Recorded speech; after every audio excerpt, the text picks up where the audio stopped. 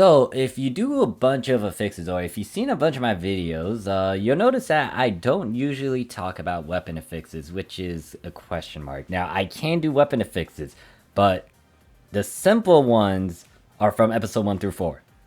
And with global, I can't easily talk about how to go about it, but when S-class abilities become a thing, it's a different story. Now, there are other factors you got to consider, like the status effects and maybe using the Ripper ability. Those are very niche. They are for a specific build, especially if you do a bunch of status element effects, or if your build is based off of status elements on enemies. That is when you need to toy around with them and customize it to something that's completely different from what most people will go for. But yeah, the S-class abilities, there's a lot of them. If you look at that side over there, over there. That's just S1s. There's a bunch of them. And then if I scroll down, S2s, S3s, S4s, S5s, there are so many of them.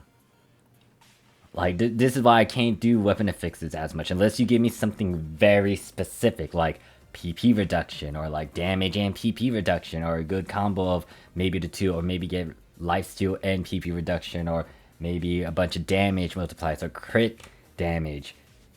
I'll try to help you guys in that sort of field, but I don't know if I can make an actual video talking about it. Now, with the global PSO2 right now, with the lack of S-class abilities, I can easily give you guys some formulas to go about it, which you'll see in a few minutes. But this video is just to inform you guys, like, if you want S-class ability builds, there's a lot of them. You gotta give me very specific details so I can try to give you guys options. Note that once global gets S-class abilities, it's not going to be all these S-class abilities. They're going to slowly add them in the game as the game progresses towards the episode 6, end of episode 6, or where the Japanese PSO2 is. There's just so many of them. Like, so many of them. This is why I haven't really talked about weapon affixes for the Japanese PSO2. Just because of this. I don't know all of the S-class abilities, mind you.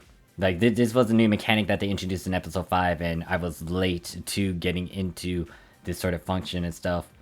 I am going to emphasize on how important these are in, once again, another video that talks about it. I did have this history video talking about it, but it went more into, like, just it in itself. It doesn't actually go into the technical side of things on how to actually manipulate it and toy around with it and how you can permanently keep these abilities. But yeah, this is why I don't do weapon effects for Japanese PSO2. There's so many options, so many things, so many factors you got to consider. You got to give me specifics if you want me to try to help you with some sort of build or a formula. Like, the good thing about S-class abilities, they're easy to toy around with. Like, it's 100% transferable rate. Even when you upslot it, no biggie. No huge issue. But yeah, that is it for this video. It's just to give you guys a heads up on this thing over here.